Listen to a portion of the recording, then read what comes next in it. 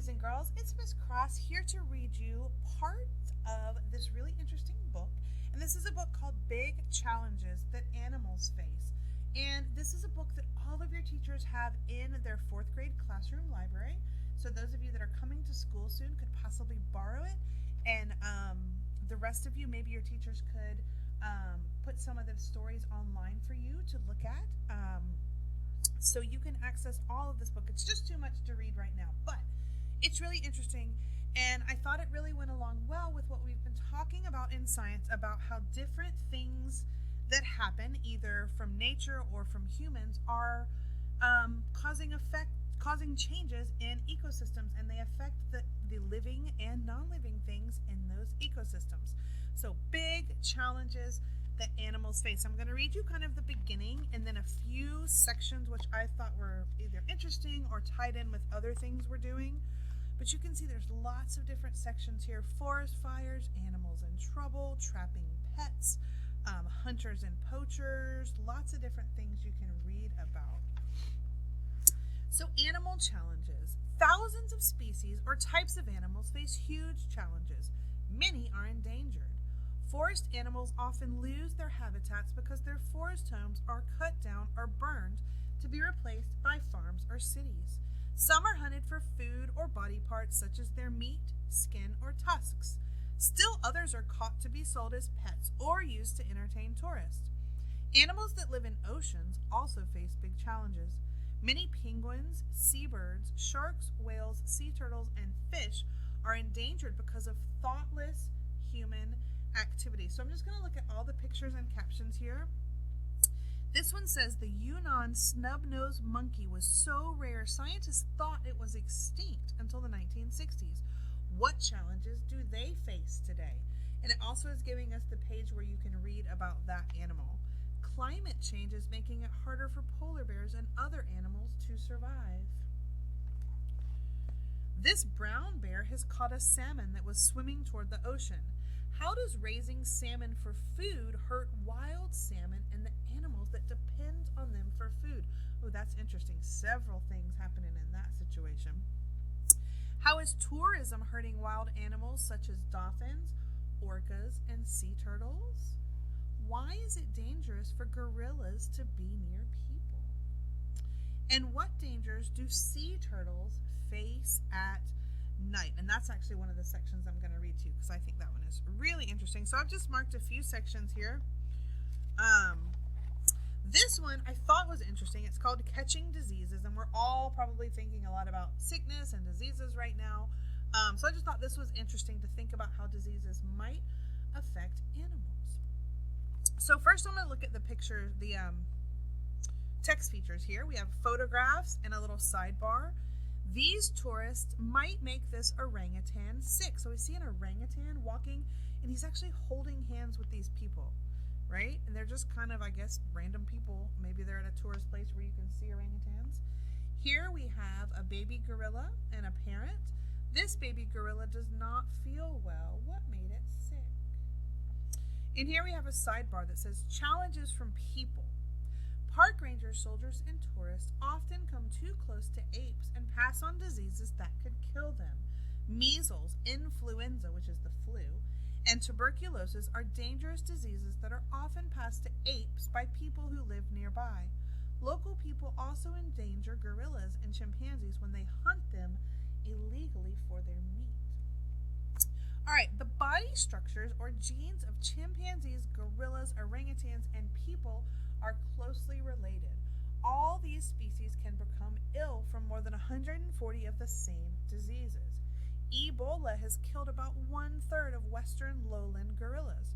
As more gorillas lose their habitats, more will have contact with humans. So these animals coming in contact with humans is making it more likely for them to catch the same diseases that humans can get sick from.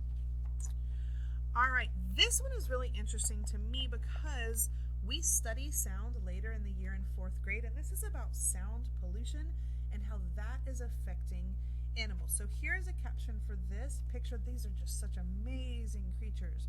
The force of sonar vibrations can shock whales and cause them to leap out of the water too quickly and too high. Coming up too quickly creates bleeding in their brains and large air bubbles in their organs, causing death. Sonar is a series of pulsing sounds used by navies to find objects, such as submarines, in the oceans. The sound waves can travel across hundreds of miles of ocean and drown out the noises that ocean animals make for their survival. Dolphins and whales use sounds to find food, friends, and mates. Loud sonar noises can keep ocean animals from noticing ships toward them. They can strike whales with great force and even cause their death. So these sonar waves, these sounds that navies are using underwater, can cause a lot of confusion for animals, which can lead to really serious harm for them. Here's another caption on this picture. We see, looks like maybe a whale with some flowers on its body. Sonar can cause whales to become confused and to swim away from the sound. They may not know which way they are going and become stranded on land or in shallow water. Once stranded, they cannot move to get back to the ocean. This humpback whale was found stranded on a beach. People tried to help the whale, but it was too late. They left flowers to show they cared. All right, and this is an oil rig. Oil spills in oil rigs. Noises from oil drilling rigs or equipment can also cause marine animals to become confused. Oil spills can clog the blowholes through which whales and dolphins breathe and cause them to suffocate. After an oil spill, it is difficult for many ocean animals to have babies. So this is one we heard about earlier in the week, the Valdez oil spill, in the other book that I read about the otters and the oil. So that is another thing that can happen. The oil can actually clog up where they breathe, and they cannot breathe and survive. Okay, this one I thought is interesting because lots of you might have seen this orca on a movie or at SeaWorld or something. So let's see if that's a good thing for these creatures. Entertaining tourists. People love swimming with dolphins and watching orcas, the biggest dolphins, perform in shows. Taking dolphins and orcas from their pods in the ocean, however, changes the lives of the captive animals, as well as those of their pods. Orcas travel up to 100 miles a day, so living in a swimming pool is like being in prison. The animals are too big and too intelligent for captivity.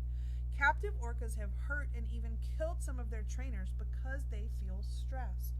Wild orcas in the oceans live 50 to 90 years, but captive dolphins often die before the age of 5. That's a huge difference in lifespan. Orca babies born in captivity often die soon after birth. In the wild, orcas stay with their families. In captivity, families are split apart. So this is humans causing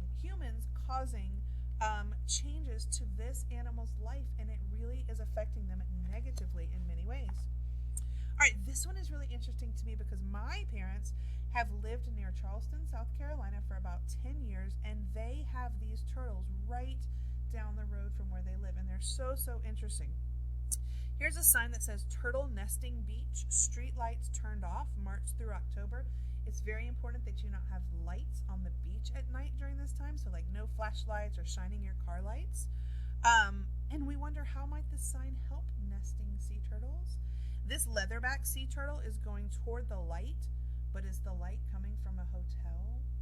And will these babies make it out to the ocean? Sea turtles live in oceans, but to lay their eggs, adult females must go ashore to make nests. Each female swims to the beach where she hatched from an egg. Some swim thousands of miles. When the sea turtle has finished laying her eggs at night, she drags herself from across the sand toward the ocean. These mama turtles are really big. Going toward light. The sky looks bright over water, so the turtle heads toward the light. However, most of the light today comes from hotels built on the beaches where turtles nest, or homes that are on the beach. Confused, the turtles often go the wrong way. After hatching, baby sea turtles head for the ocean, but they often make the same mistake. So the lights that people are putting so close to the beach are confusing these animals and causing them trouble.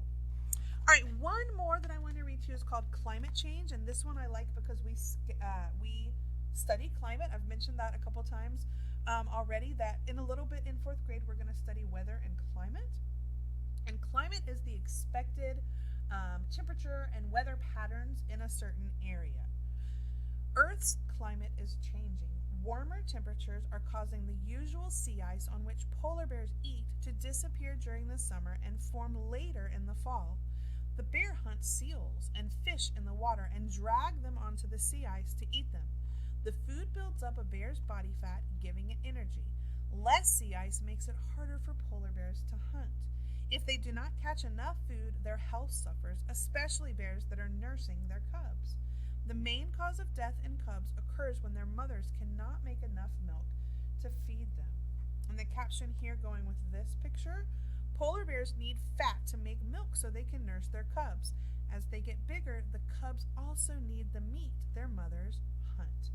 Okay, so climate change, which is caused by humans, again affecting these animals negatively. All right, friends, this is only part of this really awesome book.